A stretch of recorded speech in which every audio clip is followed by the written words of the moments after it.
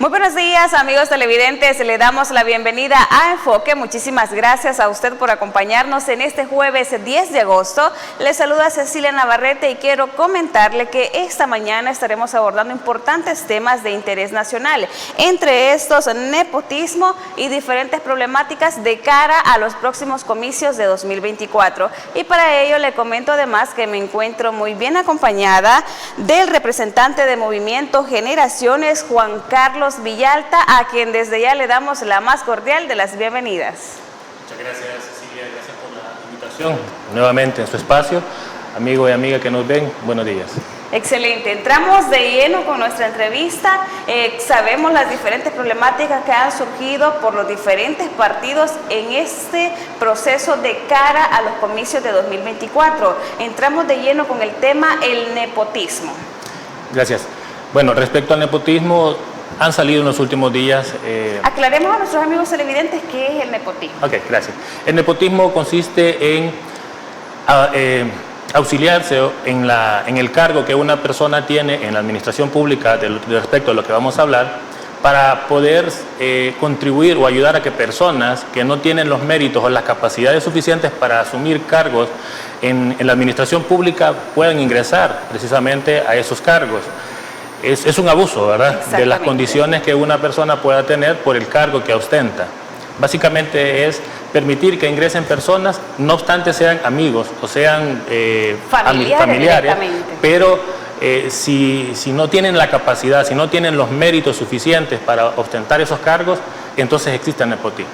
Muy bien, ¿en qué casos estamos viendo nepotismo en la actualidad y que nadie prácticamente se ha pronunciado? Existen varios casos, pero el punto es que lamentablemente no existen en el país procesos de selección de personal adecuados que permitan dejar evidencia que las personas que están ingresando a la administración pública tengan los méritos y tengan las capacidades necesarias. Por eso es que es un poco complicado decir que hay un caso específico de nepotismo. Se rumora, se habla de muchas personas. Recientemente se ha hablado de un primo de un diputado que ha sido mencionado de la bancada mayoritaria, que ha sido mencionado en unos eventos indebidos, y se habla de que su primo está en la asamblea y que ese ya es nepotismo. Es un poco complicado determinarlo, porque ¿cómo decir que en realidad esta persona no reúne las capacidades suficientes para asumir el cargo? Debería ser la asamblea la que salga a decir en los medios de comunicación al pueblo, de decirle, mire, no, esta persona sí cumple los requisitos para el cargo que ostenta. Por ejemplo, si es asesor, que tenga una carrera adecuada para esa asesoría y que tenga los conocimientos y la experiencia que corresponde para ese cargo. Pero insisto, lamentablemente en nuestro país no existen procesos de selección adecuados que se basen en evidencia, que exista un proceso que permita por etapas evidenciar documentalmente que las personas reúnen requisitos de personalidad para asumir un cargo, porque para ciertos cargos se requiere tener cierta personalidad, que reúnen las habilidades y conocimientos necesarios y sobre todo la motivación para que le permita desarrollar bien sus funciones. Por ejemplo, cuando alguien va a entrar a atender a usuarios en el sistema de salud, por mencionarlo, pues que reúna los requisitos necesarios de personalidad y de motivación para atender adecuadamente a las personas. Exactamente, mira, suele suceder también y estamos muy propensos en las redes sociales, comentan exactamente lo que tú estás manifestando, y es el hecho de que hay muchísimas personas preparadas con excelentes grados académicos, pero que ni siquiera se les da la oportunidad. Es decir, cuando un funcionario ya está a mandato de cualquier cargo público, pues lo primero que hace es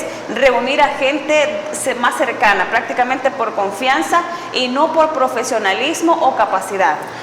Digamos que aunque sean personas de confianza, cercanas, pueden participar también en el proceso de selección. Lo importante acá no es que sean amigos o familiares, lo importante es que reúnan el perfil adecuado.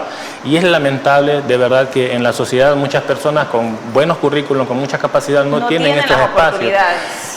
Pero es precisamente por esa falta del proceso y también de instancias. Hay métodos que se pueden hacer y no tenemos que inventar el proceso, ya existen en otros países. Por ejemplo, en Chile, uno de mis profesores que venía de Chile para la maestría de políticas públicas, él nos decía que en Chile existe una instancia que se encarga de filtrar y de permitir que exista una competencia de profesionales identifican a los más adecuados, ven las necesidades de la administración pública y van ubicando a las personas más indicadas.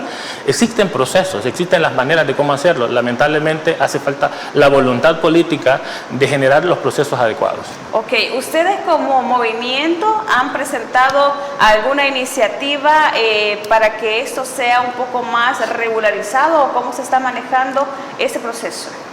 Como movimiento nos hemos enfocado un poco más en temas relacionados a la transparencia y a la corrupción. No tanto así respecto a la administración pública, con respecto al manejo. Sería excelente porque forma parte también de un nivel de transparencia en el que pueden dar cuenta. De hecho, sí. De hecho, nosotros abogamos por una reforma del Estado a la administración pública, y dentro de esos elementos está precisamente hacer algunas propuestas. En su momento las vamos a hacer. ¿Considera que realmente podrían ser escuchados para que estas iniciativas se vayan tomando en cuenta y de que cada partido político y que la sociedad civil y que los diferentes funcionarios tengan en cuenta que si realizan este tipo de prácticas como el nepotismo, habrán instituciones que estén pendientes de todas estas acciones? Sí, definitivamente que las hay. De hecho, nosotros como movimiento hemos tomado a bien participar, hemos pedido espacios incorporarnos en el espectro político, y esperamos tener la incidencia necesaria para poder hacer esas propuestas y coadyuvar con las propuestas que tengan otros para encontrar mejores soluciones para el país. ¿Se han sumado a este movimiento sociedad civil o diferentes instituciones para decir nosotros los vamos a apoyar? Sabemos de que en este caso el nepotismo es una práctica que se debe evitar, o como tú dices, seleccionar muy bien a las personas, que no importa el nivel de cercanía que tengan, sino que la capacidad y profesionalismo con el que puedan presentar o estar a cargo. Por el momento lo que hemos hecho es incorporarnos a un proceso interno en un partido político para poder participar en las próximas elecciones, y entonces ahí llevar nosotros las propuestas. Específicamente participamos en las internas del partido Vamos, el 16 de julio recientemente, y afortunadamente pues hemos logrado incluir una fórmula del movimiento, propietario y suplente, para una candidatura a diputación por el departamento de San Salvador. Muy bien. Y esperamos ahí entonces incorporar todo eso. Vamos a detallar más adelante este tema de cómo les ha ido también en este proceso de elecciones internas, cómo fue la selección de personal y todo ese proceso. Ahora me pregunto, ¿será que realmente la población conoce de este tipo de temas? Es decir, ¿la población sabe a qué se refiere cuando hablamos del nepotismo? En general, solo se concibe como incluir a personas que no tienen la capacidad suficiente y que son familiares, ¿verdad? Que son familiares o amigos. Más que todo el concepto de familiares es el que manejan. Ese es el que maneja, el que más se maneja es que son familiares que se ingresan a la administración pública, pero no se logra comprender que se requiere de muchos elementos para establecer que una persona reúne los requisitos y que no va a ser considerado como nepotismo siempre y cuando esta persona reúna los requisitos adecuados de mérito, o sea, que tenga la capacidad de estudio, conocimiento, experiencia y las capacidades necesarias para desenvolver el cargo al cual se está contratando. Muy bien, ¿aplicamos el término de nepotismo meramente a la persona que ya está ejerciendo un cargo, o podemos relacionarlo, por decirlo así, en este proceso de elecciones internas, de que ya esté alguien dentro de un partido y esté brindando la oportunidad para que ingrese algún familiar? Lo que pasa es que un partido político es una entidad privada, ¿sí? Pero también aplica para entidades privadas. Las empresas pueden tener familiares trabajando que no reúnan los requisitos también, y eso es nepotismo. Incluso en los partidos políticos también lo será. Lo importante en cuanto a evitar el nepotismo en los partidos políticos, considero que es realizar procesos de tamizaje, es decir, evaluar bien a las personas, hacerles procesos que permitan identificar que las personas reúnen no solamente la honorabilidad notoria, que son personas respetables, que también que tienen los conocimientos necesarios para desenvolverse en el cargo para el cual están participando, porque habrán personas que tendrán mejores capacidades para ser administradores, que probablemente serían mejores como concejales o como alcaldes, pero no como diputados. Habrán personas que desarrollan o conocen más de la técnica legislativa, bueno, abogados en general, pero también otras experticias que tengan los conocimientos suficientes técnicos para hacer propuestas coherentes de políticas públicas, porque en la Asamblea, por ejemplo, o en el gobierno también, se van a procesar políticas públicas para solucionar problemas de la sociedad. Muy bien, tenemos también el caso, y no me dejarás mentir, de que este año en sí se ha visto una participación de personas muy ajenas a la política, es decir, cada partido político le ha abierto las puertas a personas que no tenían muchas veces toda la experiencia necesaria en políticas públicas, que no tenían, digamos, como pasado político. ¿Considera usted que se ha brindado esas oportunidades o todavía estamos, que nos falta un poco más? Hace falta un poco más, porque si bien es cierto, se ha incorporado mucha gente, hay gente nueva, pero eso es bueno. Eso es bueno, es importante. Y hay mucha gente que es muy buena, pero también se ha evidenciado, sin poner ejemplos en concreto, pero se ha evidenciado que algunos partidos están abogando más por la imagen de una persona para que éste pueda alcanzar los votos que necesitan para tener un espacio en algún lugar, en la Asamblea Legislativa, por ejemplo, pero no por las capacidades. Okay. Y eso también es como un menosprecio a la sociedad. Okay.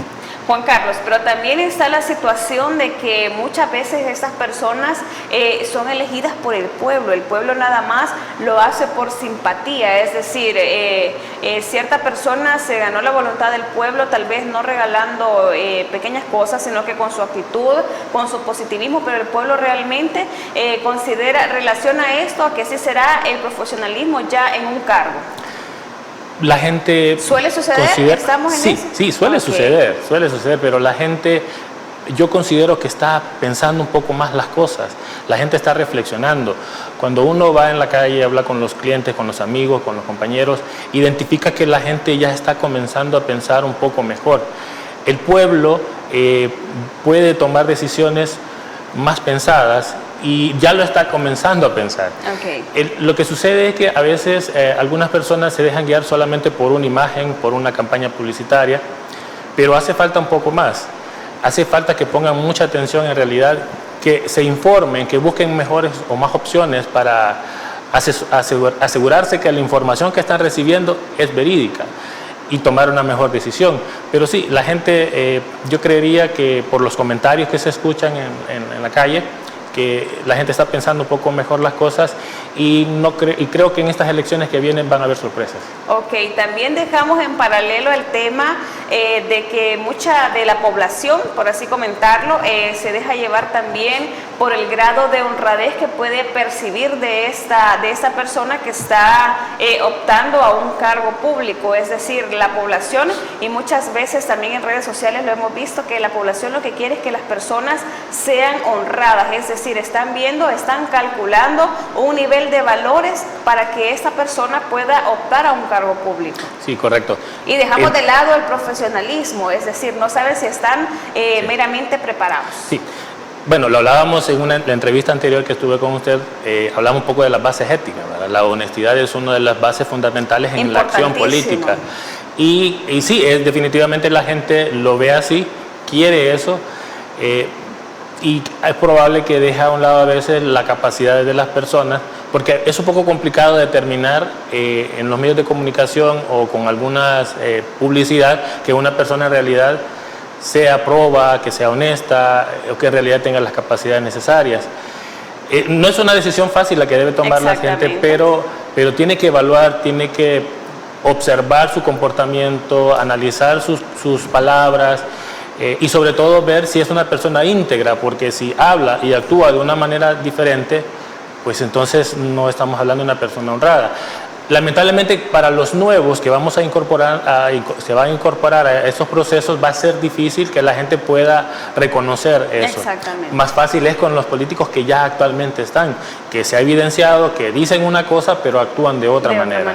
Mira, pero también tenemos dos características que son muy importantes para todas aquellas personas que quieren optar a un cargo público, y es la simpatía y la empatía, prácticamente lo que percibes a primera vista. Sí. La simpatía es, bueno, que yo le agrade a alguien. Exactamente. Y la empatía es lo contrario, que yo me sienta comprometido con las necesidades de esta otra persona. Que conozca un poco de la problemática. Conozca la problemática Entonces es necesario también que las personas que asumen los cargos por lo menos hayan investigado acerca de los problemas de la sociedad, que alguna vez hayan ido en bus, por ejemplo, ¿verdad?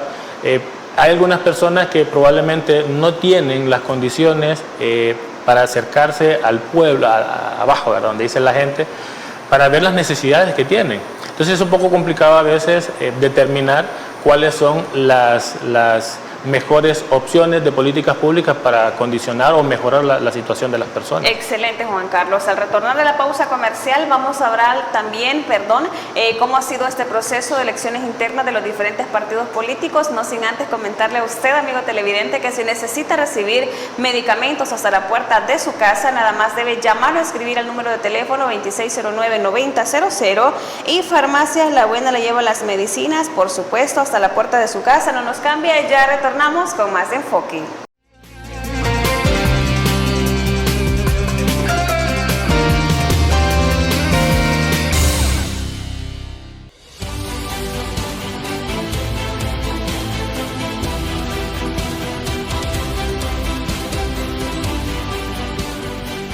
Nuestro compromiso, nuestra pasión, son algunas de las cosas que nos caracterizan como salvadoreños. Farmacia La Buena, la farmacia de todos.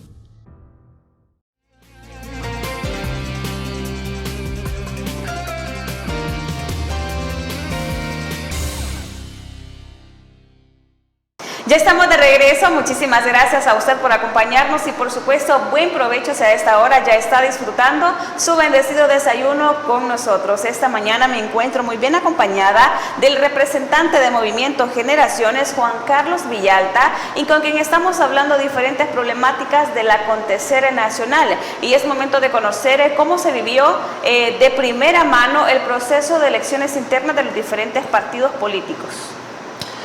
Bueno, en general yo podría opinar que se desarrollaron buenos procesos internos.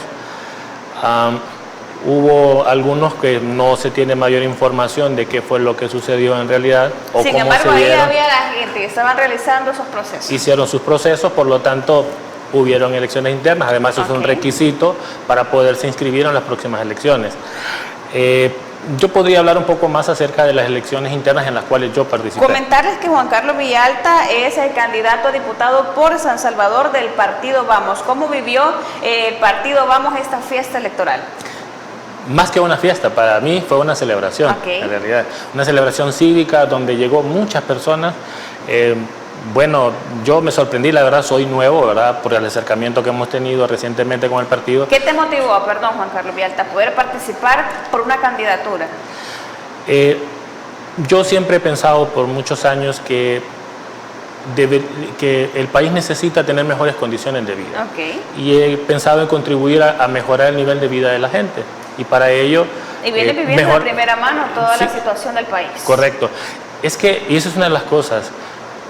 En varias calles cerca de mi oficina veo gente durmiendo en la calle, veo gente pidiendo, limpiando los parabrisas, pidiendo dinero. Desde niños, ¿verdad? Niños pequeños vendiendo chicles, vendiendo fruta, y todo eso es preocupante. Y yo digo, bueno, de alguna manera debo contribuir para que las cosas mejoren, crear mejores condiciones, mejores oportunidades para las personas. En mi caso particular, mis padres vienen yo vengo de una familia muy humilde que tuvieron muy pocas oportunidades y a pesar de ello lograron sacar adelante a sus hijos. Somos profesionales, tenemos una buena vida y ellos lo hicieron con muy pocas oportunidades. ¿Qué tal si lográsemos tener mejores oportunidades, proyectar mejores oportunidades para la sociedad en general? Probablemente los salvadoreños y salvadoreñas tendrían un mejor nivel de vida y eso es lo que me motiva a mí a participar en primer lugar. Ok, excelente. ¿Y esperabas tú toda esta afluencia de personas y que todo el proceso de las elecciones internas precisamente del Partido Vamos se desarrollara a tal magnitud? No, la verdad no. ¿Superaron estoy muy contento. De hecho, ellos me comentaron también que llegó mucha gente, que en las elecciones anteriores que tuvieron había llegado gente, pero no tanto como en esta ocasión. Estaba lleno en la mañana, full, todo el día fue fluido, llegando la gente, porque las elecciones fueron semipresenciales, se hicieron en la sede y fue un evento muy agradable, fue un evento real, de elección democrática interna, y eso es una de las cosas que a mí también me motiva a participar con Vamos. Yo he logrado identificar en el partido que además del líder que tiene, que es la licenciada Claudia Ortiz, también el grupo es un grupo muy bueno de personas que tienen buenas intenciones y que en realidad se ve que están comprometidos, y yo le he verificado en los pocos meses que he estado acercándome con ellos, he logrado verificar que en realidad tienen una vocación de servicio y que quieren contribuir a un proyecto de país. Muy bien, tenemos el conocimiento de que el partido Vamos ha sido muy selectivo para tener a los candidatos que van por diputados y diferentes personas que van a formar parte de este instituto político. ¿Cómo fue el proceso para poder elegir o poder permitir que dicha persona participara por una candidatura? Investigación y otros aspectos más que son indispensablemente evaluables. Correcto. El proceso que el partido realizó fue bastante extenuante, ¿verdad? Fue muy bueno, hubieron muchas etapas. ¿Capacidad? Yo tuve 3 entrevistas previo para ser considerado. Me revisaron mis redes sociales, bueno, hablamos acerca de la proyección que yo tenía también acerca del país y evaluaron también los conocimientos, la experiencia. Y la ética. Y la ética. Muy importante. Ellos, ese es uno de los factores que ellos tomaron a bien evaluar, porque necesitan que la gente que entre ahora al funcionariado público, pues sean personas con principios, con valores. Eso es fundamental. No sé si los demás partidos lo estarán haciendo, pero en Vamos sí se pudo demostrar eso. Excelente. ¿Consideras que hubo una mayor afluencia también de personas que se quieren sumar o que están sumadas ya a pertenecer al instituto político? ¿A este instituto político? Al partido Vamos. Sí. Bueno, ellos me comentaban que ha habido mucha cercanía, la gente... Se ha hablado mucho en cuanto al temor de las personas de participar en las elecciones. Durante varios meses se hablaba sobre eso, pero afortunadamente en el partido Vamos llegó mucha gente con coraje, con la valentía de sabiendo que la situación no está muy bien en el país con respecto al Estado de Derecho, pero aún así las personas se hicieron presentes, han querido participar. Y están muy animadas. A mí me da gusto de repente hablar con una de las personas que han participado y que ya son candidatos también, la forma en cómo se expresan, de la oportunidad que tienen de poder incidir en los cambios que el país necesita a través del partido. Durante ese proceso de las elecciones, ¿presentaron algún tipo de obstáculos ustedes? ¿O todo se realizó de manera de 10? Que tú digas, este fue un proceso limpio, fue un proceso donde las autoridades nos apoyaron, fue un proceso donde la gente llegó con su libre ejercicio. Fue todo tranquilo, todo 10. De hecho, ya estuvieron representantes de la Procuraduría de Derechos Humanos y representantes de una organización de defensa de los derechos de la mujer. Y bueno, platiqué con ellos y la persona de la organización, no recuerdo el nombre de cuál organización era, que estaban como observadores, me decían que habían ido a otras internas, a otros partidos y hubieron problemas. En cambio, en el caso nuestro no hubo ningún problema. Todo fue una celebración, fue una fiesta, fue muy ameno, muy alegre. Y hay que reconocer también que muchas personas se representan o conocen mucho el trabajo de la diputada Claudia Ortiz, es decir, a pesar de que es una minoría, ella siempre está ahí, palpable, y está siempre defendiendo los derechos del pueblo, y eso hay que reconocerlo. Eso es una de las cosas que nos motivó a nosotros a acercarnos también. Ver ese talante con el que la diputada se ha comportado durante estos años no ha sido fácil, pues entra tener muchos ataques y estar en minoría. Entra un ataque de parte del oficialismo, de parte de la bancada mayoritaria, de irrespeto inclusive, de pero mentiras. Pero eso se da en cualquier partido, Juan Carlos, no precisamente solo en Vamos, no, y hay que destacarlo. Sí, es correcto, pero la licenciada Ortiz ha sabido mantener un discurso muy coherente que ha evidenciado que con conocimientos, con técnica, con respeto se pueden decir las cosas reales y no solo atacar por atacar. Ella ha mantenido un discurso muy coherente para decirle a las personas que debe decirle dónde están sus errores y dónde están sus deficiencias, por así decirlo. En este contexto, ¿cómo consideras la participación de las mujeres a nivel político? todavía es limitado. No existe mucha participación de las mujeres, no obstante, es necesario que haya más participación de las mujeres, la población mayoritaria sigue siendo mujeres, y es necesario que participen más. En el caso particular del partido Vamos, hay una buena cantidad de mujeres que están compitiendo y que están asumiendo roles importantes. Bueno, yo entiendo que la primera secretaria general de un partido es precisamente del partido Vamos, la licenciada Rivas.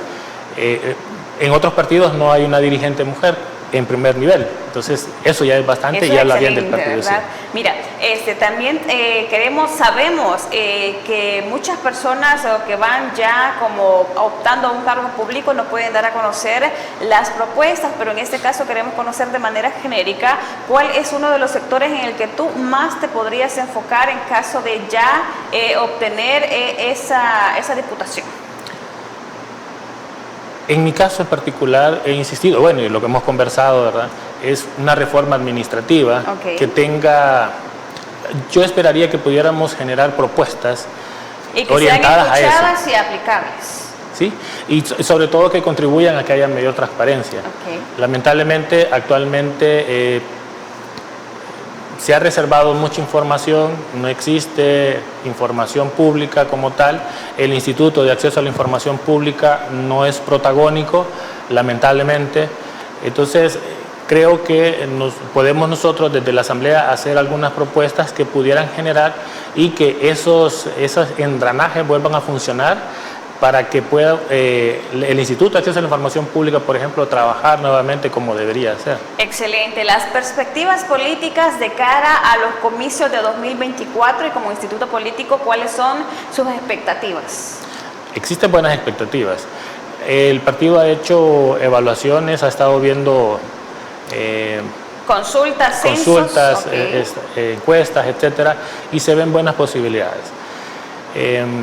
Creemos que pudiésemos lograr una cantidad significativa de representantes en la Asamblea Legislativa que generen el equilibrio que se necesita ahí, porque lamentablemente todo está inclinado hacia un lugar y se necesita que haya un equilibrio que pueda orientarlo, no solamente por ser oposición o por capricho, sino porque tengan asidero, que haya conocimientos técnicos que determinen que las decisiones que se van a tomar son las adecuadas.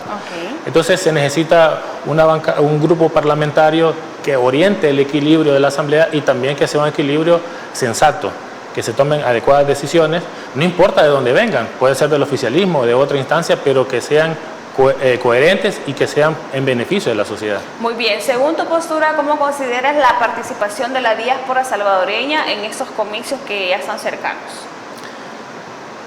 Yo espero que haya participación real de los hermanos en el exterior. ¿Han tenido contacto ustedes con alguna parte de la diáspora? Sí, tengo, familiares. Tengo un familiar, por ejemplo, que él pertenece a un grupo de personas y ven la posibilidad de poder participar en las elecciones. Esperamos que en realidad se dé la participación que se espera y sobre todo que se respeten los resultados conforme a la voluntad de la población en el exterior. Lamentablemente para el caso de los hermanos y hermanas del exterior, que en buena parte los votos van a ir dirigidos a San Salvador Departamento para Asamblea Legislativa, estarían como afectando su voluntad, porque habrá muchos que viven que son de La Unión, de Santa Ana, etcétera, que quisieran votar por sus representantes de donde ellos son. Lamentablemente muchos de ellos no van a poder por cómo se ha generado la reforma electoral para que los votos en su mayoría vengan a San Salvador Departamento. Vamos a detallar más este tema al regresar de la pausa comercial. Nuevamente nuestros amigos televidentes les decimos que si usted necesita recibir medicamentos hasta la puerta de su casa, nada más debe llamar o escribir al número de teléfono 2609-9000 y Farmacias La Buena le lleva las medicinas que usted tanto necesita, por supuesto, hasta su hogar. No nos cambie, ya retornamos con más de Enfoque.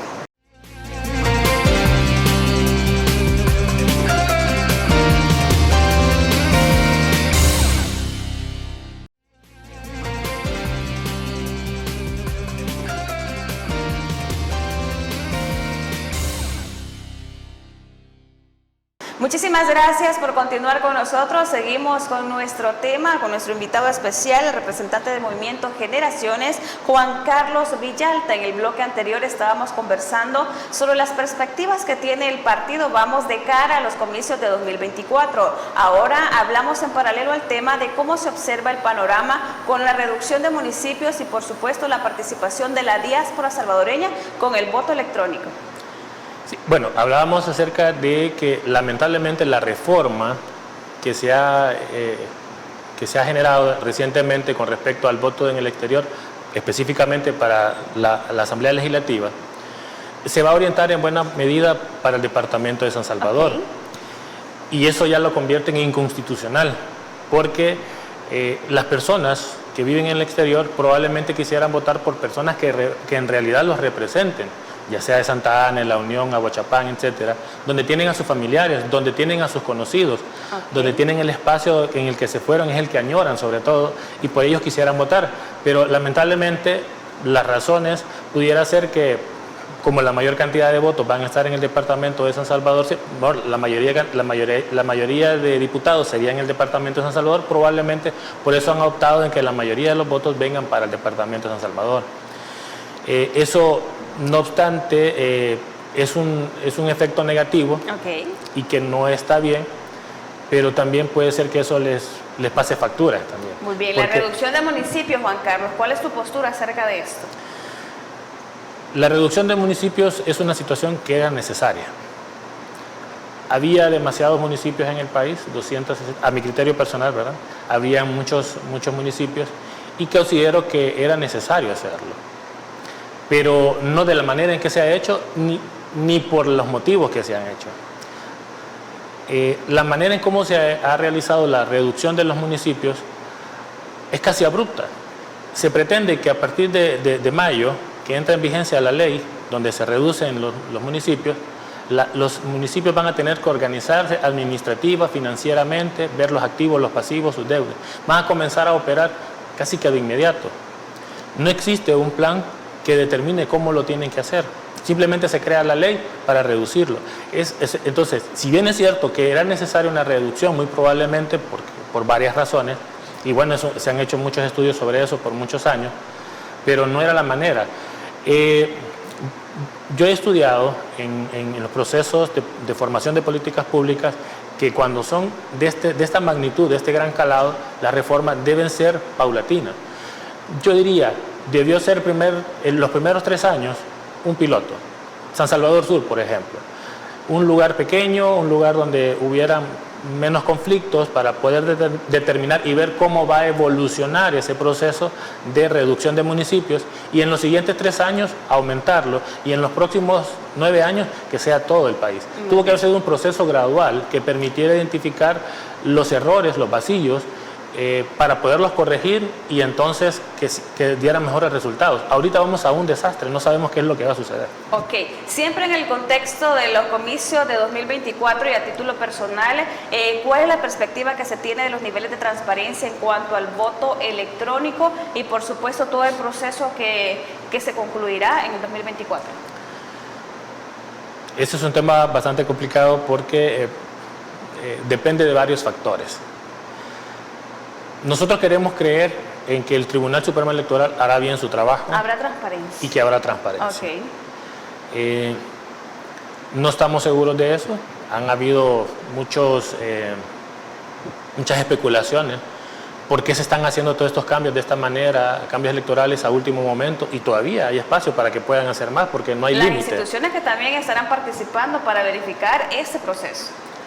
Sí, las instituciones que van a participar, bueno, en el caso del voto del exterior, según entiendo, no he revisado bien la ley, pero no hay espacios para la Junta de Vigilancia y poder verificar el voto en el exterior. Entonces no sabemos qué tipo de auditorías en realidad van a desarrollarse. Okay. Vamos a esperar, vamos a confiar en que el Tribunal Supremo Electoral hará bien su trabajo y que permitirá que hayan observaciones, auditorías adecuadas y que se den buenos resultados. Ok, Juan Carlos, acá tenemos varios temas para abordar y sabemos también que es importante conocer de las diferentes problemáticas que están enfrentando los diversos partidos políticos, y ustedes como movimiento Generaciones precisamente pueden hablar del conflicto interno de Nuevas Ideas, de que a pesar de que muchas universidades están presentando en sus encuestas un amplio apoyo de la población al gobierno actual, ¿qué se podría destacar de este conflicto? Es lamentable lo que está sucediendo en este partido. Ojalá que logren resolver esos problemas internos respetando el Estado de Derecho, que se den las resoluciones apegadas a derecho por las conductas que deban pagar las personas que hayan cometido alguna acción indebida. Esperamos que eso suceda. Es lamentable, pero lo que yo más lamento es las últimas declaraciones del presidente de la Asamblea Legislativa, que decía que cuando unas personas entran a la función pública, deben tomar la decisión si se adhieren a la corrupción o si cambian el sistema. Y es lamentable porque casi 5 años después de estar en el gobierno, casi 3 años después de tener el control, de tener mucha incidencia en todas las instituciones del Estado, en la Corte Suprema de Justicia, en la Fiscalía, en el Instituto de Acceso a la Información Pública, en la Corte de Cuentas, y no se ha logrado en estos 3 años generar las condiciones mínimas para evitar esas situaciones. Entonces es lamentable lo que está sucediendo. Considero que teniendo tanto tiempo ya en la administración del gobierno y de la Asamblea, pudiesen haber generado ya los mecanismos necesarios para evitar que estas situaciones se estén dando. Insisto, ojalá que por el bien del país, por el bien de la democracia, resuelvan sus problemas apegados a derecho y que resuelvan apegados a derecho con respecto a las conductas que cada quien haya cometido. Muy bien, otra de las problemáticas que también ha sido muy movida en redes sociales, estamos hablando de los doctores despedidos y por supuesto del caso de Santa Marta. ¿Qué se puede esperar o cómo está realizándose ese proceso? ¿Cómo van a dar solución a esa problemática? Porque las personas están muy en desacuerdo y siempre están pidiendo justicia. Ok, bueno, comienzo con el tema de los médicos entonces. En el caso de los médicos, el primer caso de confrontación que se ha dado entre el sector médico y el gobierno. Y que el sector médico es un sector fundamental para la sociedad, Juan Carlos. La verdad que es un problema entrarse a pelear con un gremio tan poderoso como este. Sí. ¿Verdad? Es un problema. Poderoso y necesario. Sí, definitivamente.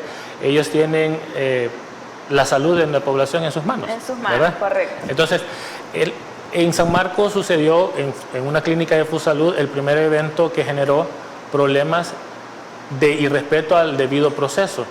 Porque lo que ha estado sucediendo con los médicos es que se ha estado irrespetando las garantías del debido proceso, no han sido oídos y vencidos en juicio y ya han sido suspendidos. En el caso de los empleados de la clínica de FUSalud de San Marcos, fueron suspendidos o despedidos alrededor de 9 personas, si no mal recuerdo, porque no atendieron a una persona, adulto mayor, que llegó. De sus redes sociales. Ese es el punto. O sea, pareciera ser que no tiene tanto peso el debido proceso, las garantías, y tiene tanto como lo tienen las redes sociales.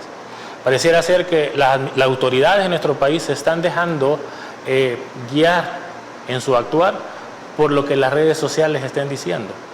Porque por la publicación que hizo esta persona o por la publicación que hicieron las otras doctoras después del evento lamentable que pasó en el Estadio Cucatlán, donde una de ellas escribió, por ejemplo, que le habían arruinado su noche, ¿verdad? Su turno, ese no es un motivo para ser destituido, para ser despedido. O tal vez no sería el castigo debido, porque sí también sabemos de que mucho personal de salud, si bien es cierto que está cansado, está en muy malas condiciones muchas veces, pero deben demostrarse siempre con ese buen servicio a la población.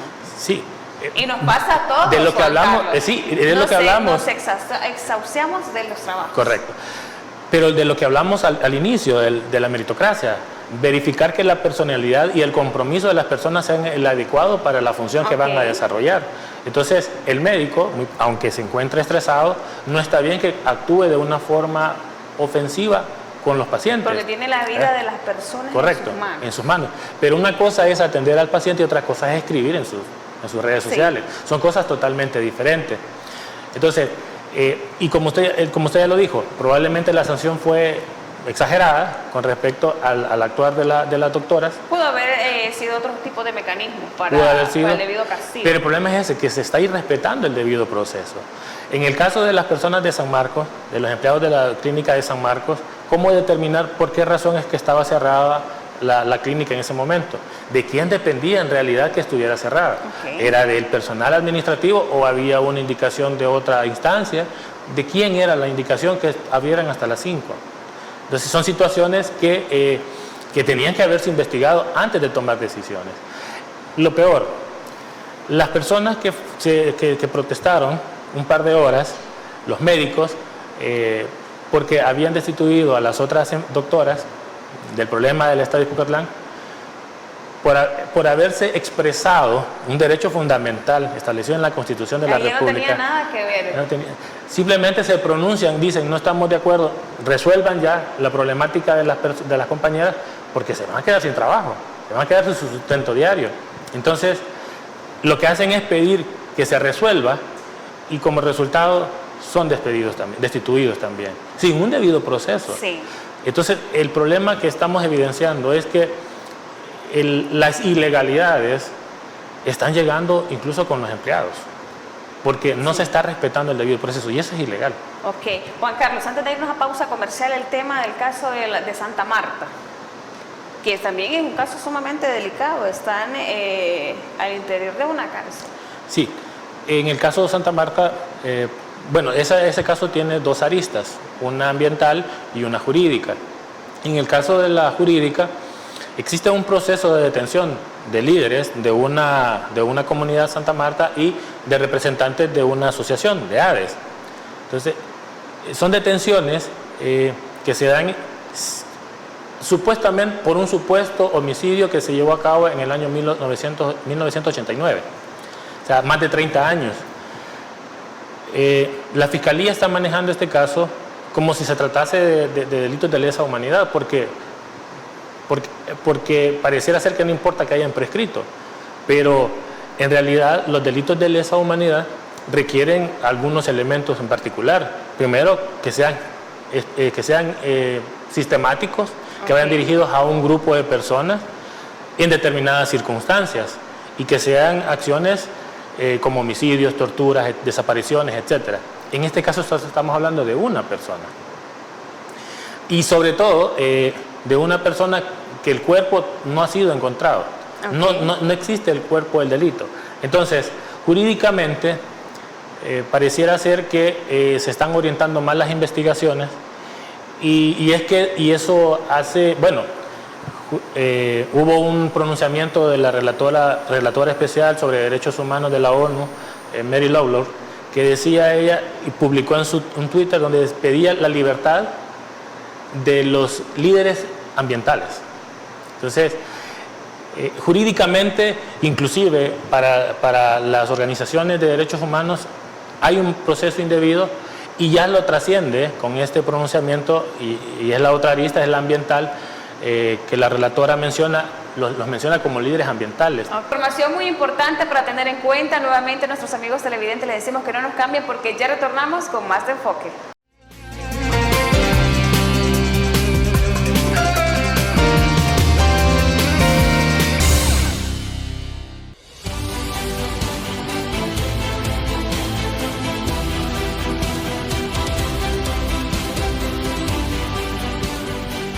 Nuestro compromiso, nuestra pasión, son algunas de las cosas que nos caracterizan como salvadoreños. Farmacia La Buena, la farmacia de todos.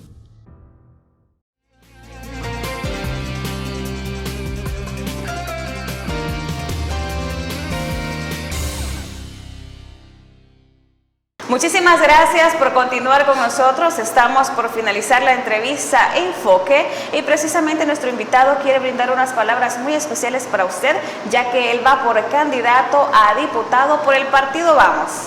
Gracias, Cecilia. Gracias por la oportunidad de poderme dirigir a la sociedad.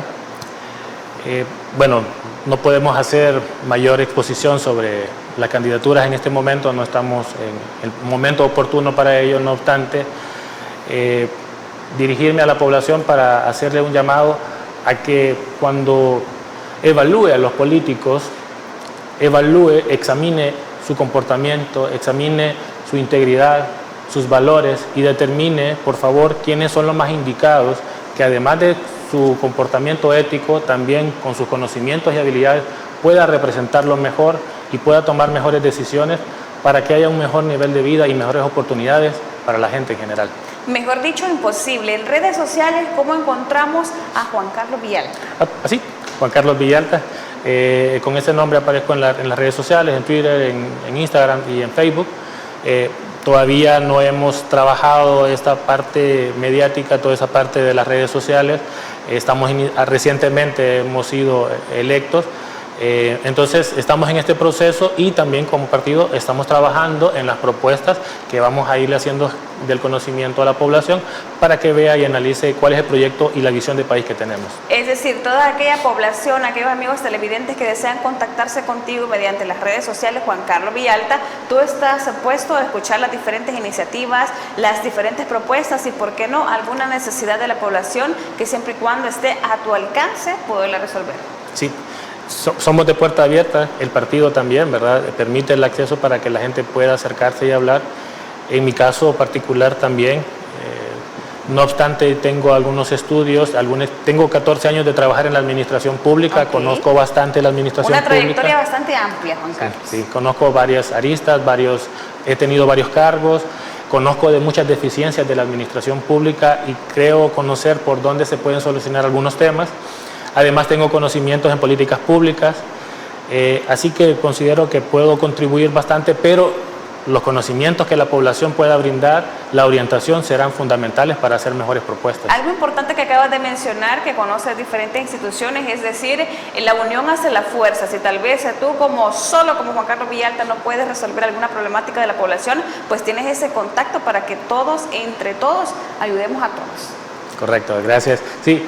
Es un grupo de personas que acompañan al proyecto, no solamente, también grupo de movimientos, generaciones, también de Vamos y de la sociedad en general, que esperamos contar con el apoyo y tener las mejores recomendaciones para tomar mejores decisiones. ¿Hay algún sector en el que recientemente hayas trabajado por alguna necesidad de la población, para comentarlo así en corto? Recientemente hemos estado haciendo unas actividades de altruismo con mi compañera de fórmula. No lo hemos publicado en las redes porque no queremos que la gente vea que nosotros estamos regalando cosas, no. Pero he acompañado a mi compañera a regalar algunos alimentos porque ella tiene una organización en la cual pues tiene acercamientos con personas para poder ayudar. Excelente, excelente. Juan Carlos, te agradezco muchísimo el hecho de acompañarnos esta mañana, compartir con nuestros amigos televidentes toda esa experiencia, toda esa trayectoria y por supuesto hablar de temas de interés nacional. Te esperamos acá nuevamente. Muchísimas gracias. Bendiciones. Excelente. También a usted, amigo televidente, muchísimas gracias por su fiel sintonía. Nos vemos en una próxima emisión de Enfoque.